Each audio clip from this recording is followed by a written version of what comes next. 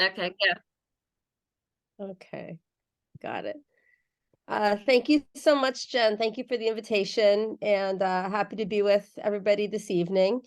It's no surprise, right, that sleep is one of the important pillars of your program, and since it's one of the most important pillars of our lives, right? And my practice is based in a pulmonary division with a group of sleep physicians who treat a lot of breathing related sleep disorders like sleep apnea. But sleep is actually a field which has specialists from many disciplines. So there are neurologists who are sleep specialists. There are ear, nose, and throat doctors who treat some of the structural issues that can impede breathing and sleep. There are dentists. There are psychiatrists. It's there's so it's sleep is very multi-determined, and consequently, it's a pillar because it sustains us, and is such an important part of our lives and our body. I'm going to begin sharing my screen, and here it goes. Okay. All right. So what I'm going to talk about tonight, I'm going to provide an introduction to cognitive and behavioral therapy for insomnia. So I'm hopeful that we'll have a presentation and that there'll also be time to take some questions, because like with any good rule book, you really have to know the rules so you can bend them to accommodate real life. And the rule book for CBTI is pretty fixed. But the fun part of my work is, with every new person who I meet, figuring out how to apply it, right, to just accommodate that person's particular sleep issues and their lives. It can't just be done, with a manual. So tonight's going to be that introduction. So I'd like to just start by taking a look at, right, Jen told you I'm from New York, and since this is a New Yorker cartoon, um, so take a look at this person with insomnia, um, and we're going to take a look at her plan, and we're going to file this away. Right, I've got to get up early, so I'm going to go to bed now. I'm going to lie there wide awake until I would normally go to bed. Right, kind of. So we're going to come back to this. This is a setup. All right. There's no wheel to spin. I don't have any prizes, but hopefully you'll enjoy. Strictly speaking, when we're thinking about insomnia, right, or the condition which pulls for cognitive behavioral therapy for insomnia, we're talking about something called primary insomnia, where that's the primary problem, which can mean difficulty with sleep initiation, right, sleep maintenance, right, so people who wake up fragmented sleep, wake up in the middle of the night, early morning awakenings, or non-refreshing sleep. When you have the appropriate opportunity, meaning you have the time, meaning it's not like you're not able to sleep because you have to work, right, during your sleep time, and that it causes significant distress and impairment. And technically, we're looking for at least 3 nights a week for 3 nights a week for 3 months or more. And strictly speaking, in the absence of a medical or mental condition or substance use issue, right? You can still have insomnia with different health or psychiatric or substance use issues. It's not called primary insomnia, but these are pretty much the criteria that we're looking at. And there is a diagnosis of insomnia that's secondary to a medical condition, which is a different diagnosis on the billing form, but we find that this is a treatment that's been validated in, with all sorts of other kind of co-occurring conditions. Just a word about CBTI, or cognitive behavioral therapy for insomnia. Since 2016, it's the first line treatment recommended by the, I'll just lower my box here, okay, by the American College of Physicians, okay? It was developed as an alternative to medication for sleep, and it's been found to be as effective as prescribed or over-the-counter sleep aids in the short term, all right? But even more effective in the long term, right? So the effects can be comparable in the short term, let's say, compared with someone who's taking Ambien or trazodone. But in the long term, you get more bang for your buck. And it is found to be effective. It's been studied in different health and psychological conditions. Oops. Okay. Oops. All right. It has been researched in the cancer patient population, and in a large sort of meta-analysis, a combination of reviewing a whole series of studies, it was found that CBTI can be effective in reducing the time it takes to fall asleep, reducing wake time, improved sleep efficiency, which we'll talk about in a minute, and in reducing insomnia severity. Sort of an interesting study that I came across talked about the way that in a sample of cancer survivors, there is high rates of kind of hyperarousal or hyperfocus on sleep-related anxiety.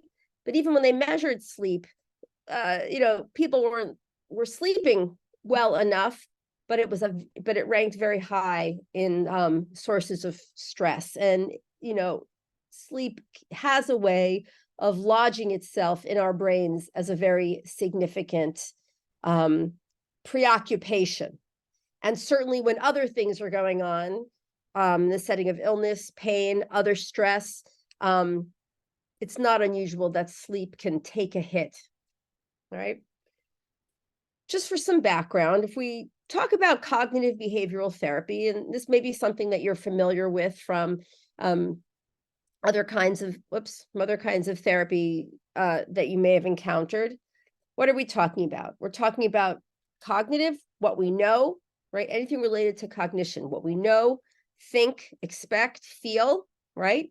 We talk about the behavioral, literally what we do, and then how these relate to each other.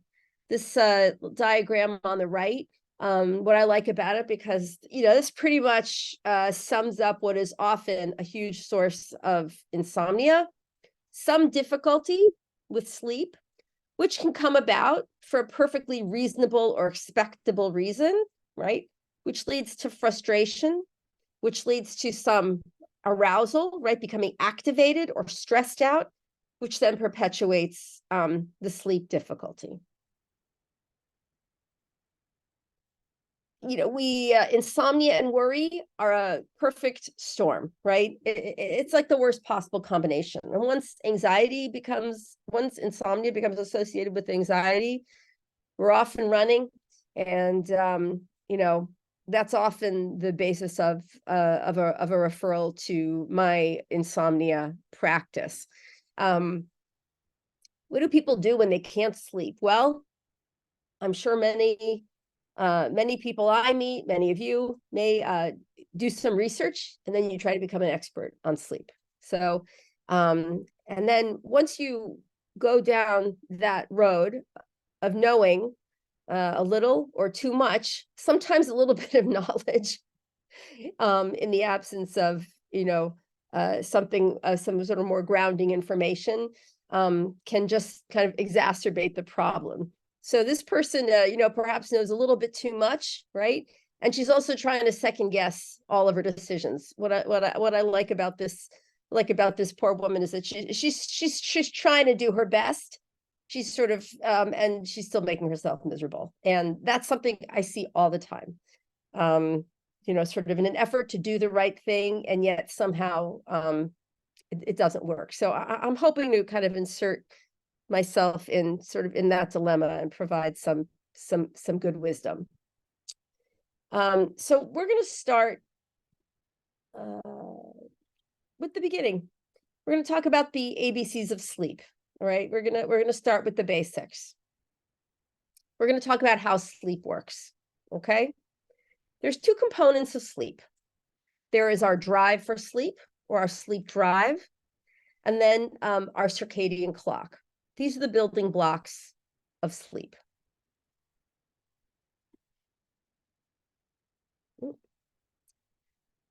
The sleep drive works like a rubber band, okay? We have an inborn drive to sleep, all right? We also have a hunger drive. We have an inborn drive to eat. Our hunger drive builds up when we do not eat. We get hungrier, we may get hungrier, we get hungrier. Our sleep drive builds up when we do not sleep, all right? The sleep drive gets power from being awake. And if you kind of look at this rubber band, you're awake, awake, awake, awake, awake.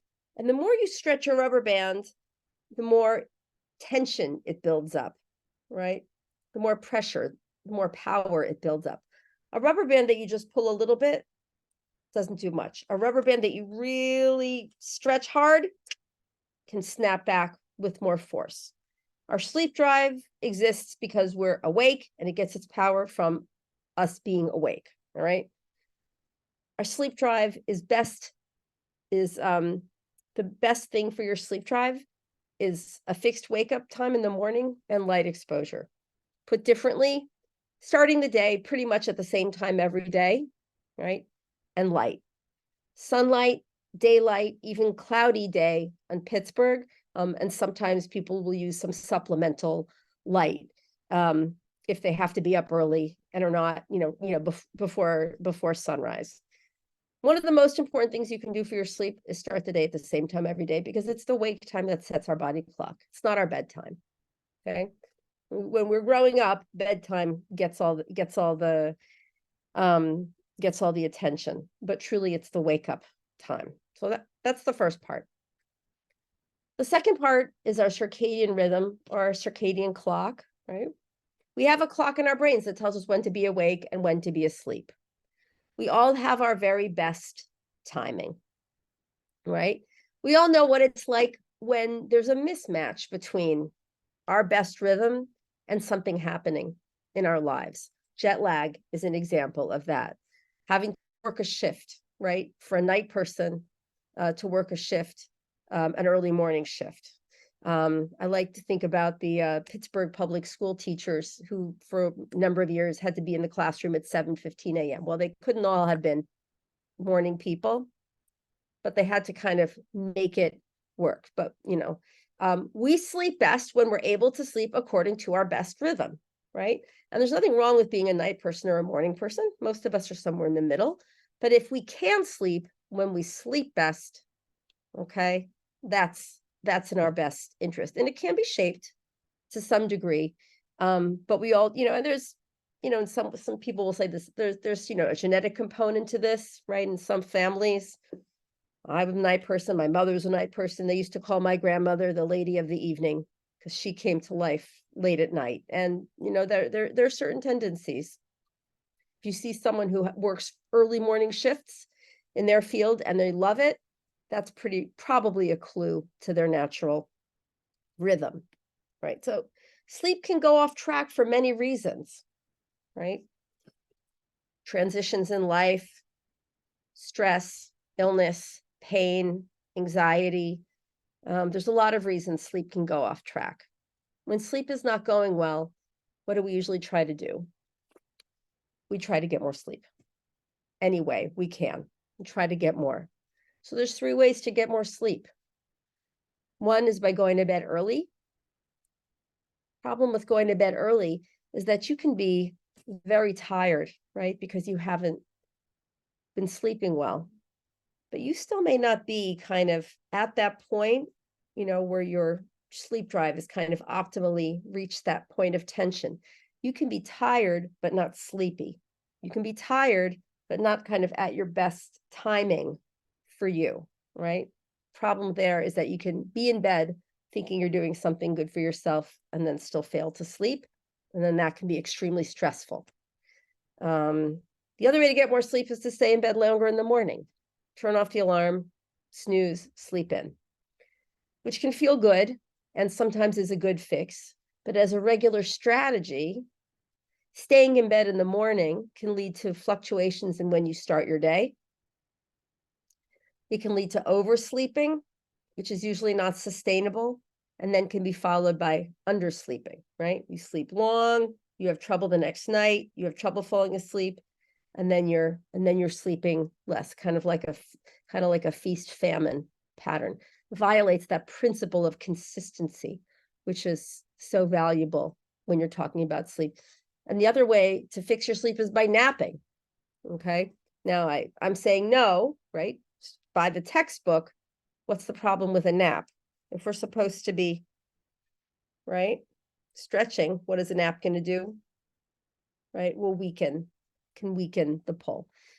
People with pure insomnia, who aren't dealing with other pain or health issues, will tell you that they cannot nap, right? They cannot nap. And sort of the nature of their insomnia is sort of an inability for to inhibit their brain's awakeness. Like literally, most people with insomnia can't nap. So poor sleep with a lot of daytime sleepiness, then you're really looking for some other causes, whether it's sleep apnea, a health issue, medication effects, right? Pure insomnia, they're not sleepy during the day. They're never sleep. They struggle to recapture the sensation of sleepiness. So the premise of CBTI is that extra time in bed at different times interferes with the principles of good sleep, right? The consistency, the body, working, setting the body clock. And the other concern is that if you're lying in bed awake too much, failing to sleep, then bed can become conditioned as an awake place. Oops. Okay. And if your brain thinks you're supposed to be in bed awake, the fear is that when you do get into bed and you really want to sleep, then your brain might have this menu of options of different things to do. Right. So we try to create more consistency in the schedule. So one of the goals of this work is what we call sleep efficiency, right? When the amount of time that you're spending in bed approximates the time that you're actually sleeping. The premise of this work is a sleep diary form, right?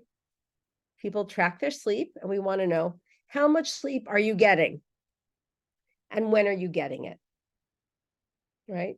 And the goal is to find a schedule that really fits how much sleep a person is actually getting and to set them up for as much success as they can. Okay. So this is a blank sleep diary form. Again, this is sort of the basis for the work. And if you think you may have the different experiences of logging different behaviors, diet for diet, for pain management, for stress, for other, anxiety symptoms, panic, mood records, right? The sleep log is the basis for this work. And I'm still amazed and pleased to see that if I ask people to keep a sleep log with a piece of paper and a pen, most people do it. You keep the pen and the paper in one place and you take a minute each day. So these are some samples, right? They're sort of the arrow down.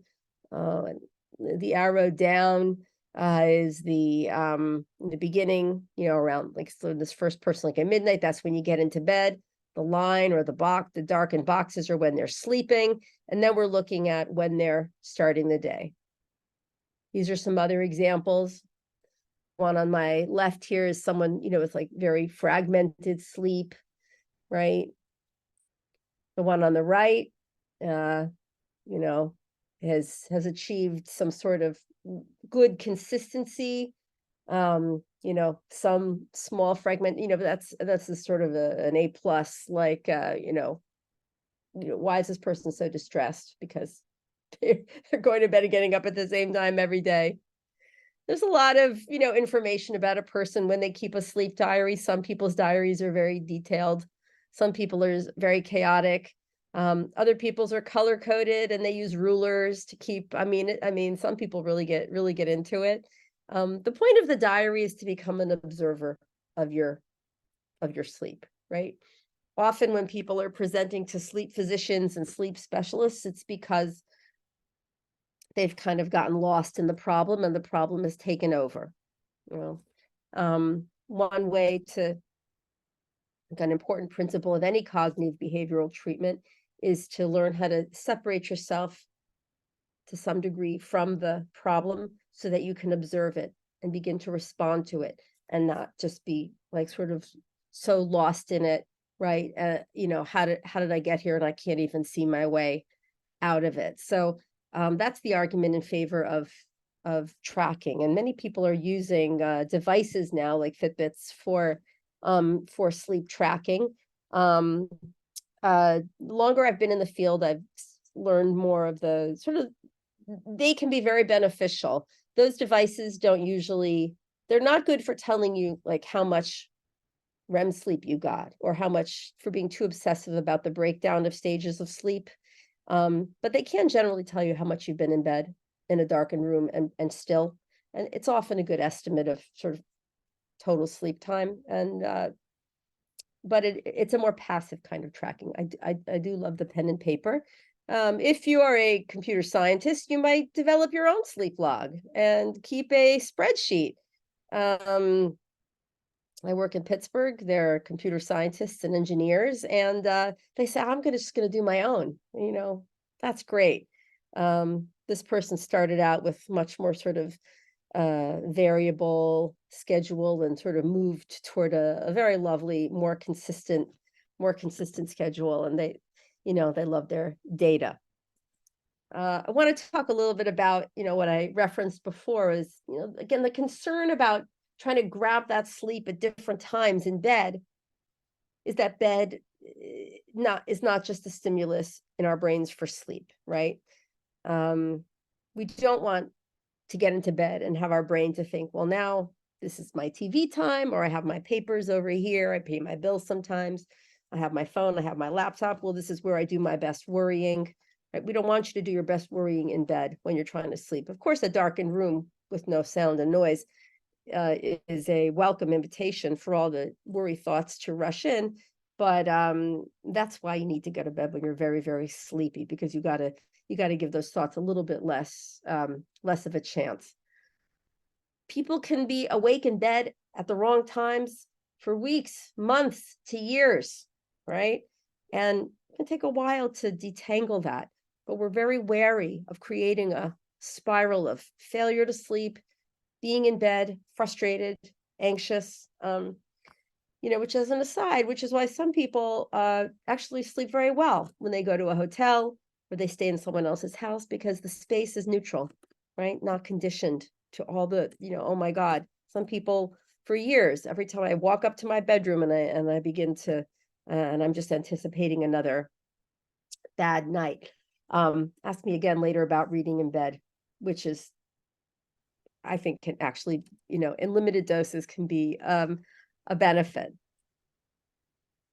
So just to summarize, the B, or the behavioral component of CBTI, is trying to limit our time in bed to match when you're most likely to be sleeping based on what you've learned.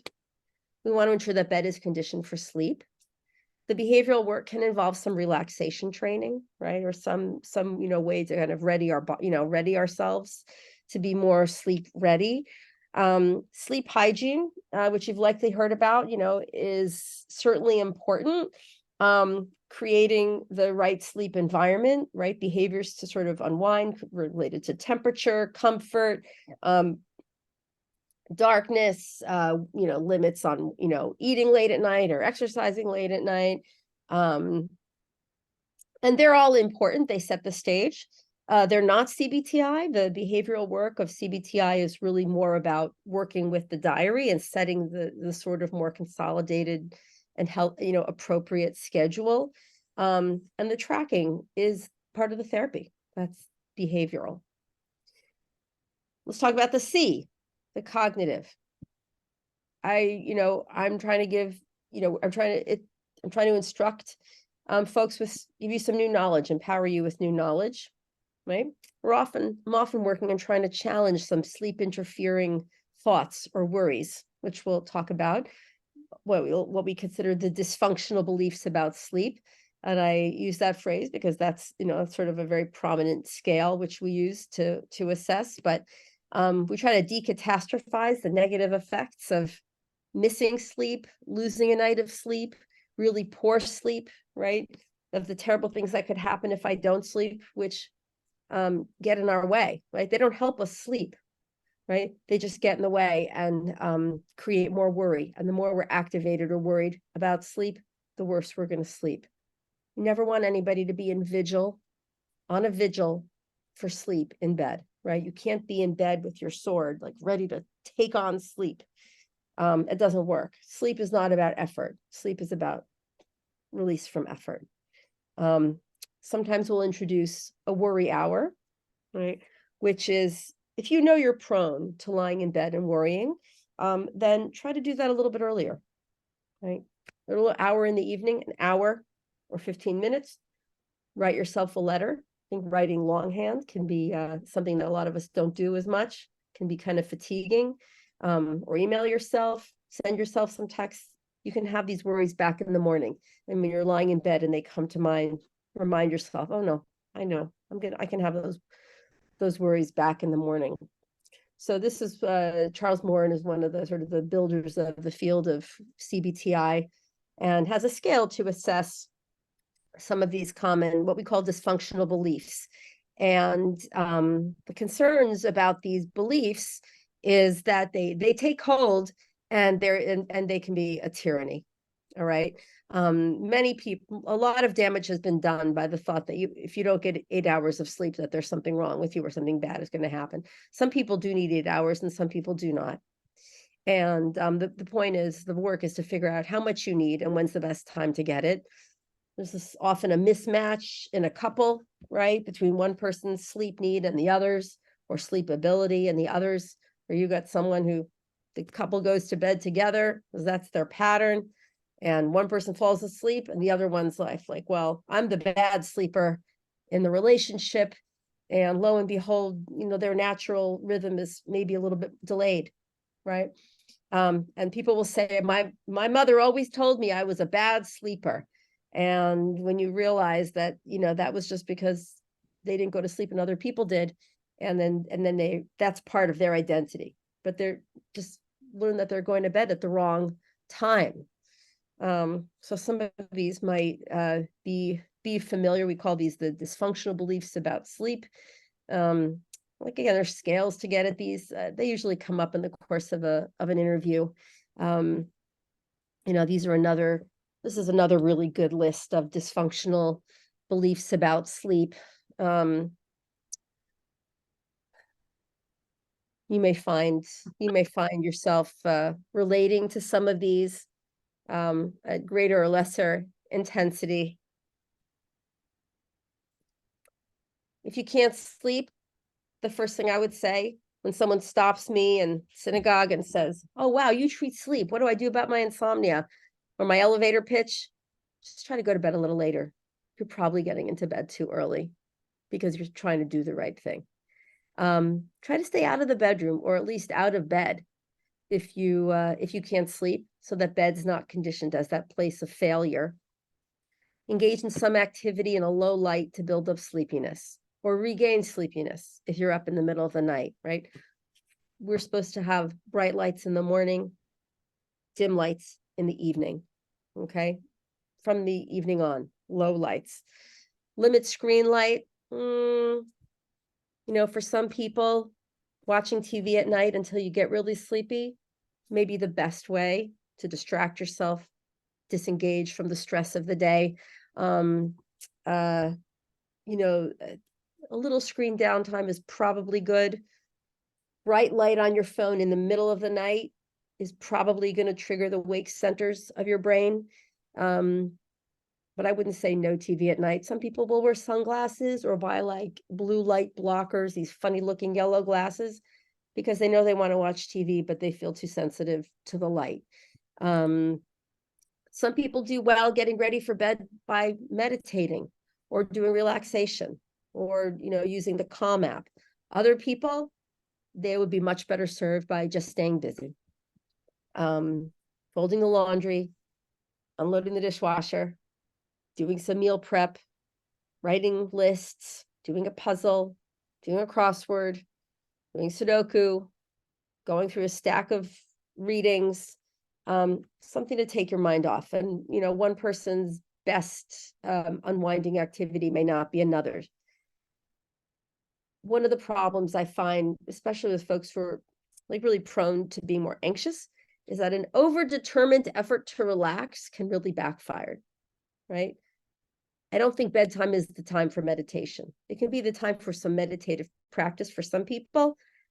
Mindfulness meditation, I think is often better accomplished earlier in the day, because the goal of that work is bodily awareness and not to put you to sleep. And if you think you're doing everything right to relax and then you still can't sleep, that can be a stressful scenario.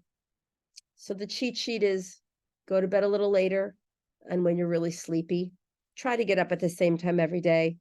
Get good light in the morning, dim light at night. Stay out of bed when you're not sleeping as much as you possibly can, especially if you're prone to being anxious. So we return to this gathering, and you can think for yourself, what's the, I'm gonna say, because we're not in a discussion mode, if anyone wants to put in the chat, but what's wrong with this picture, and why is this person doomed?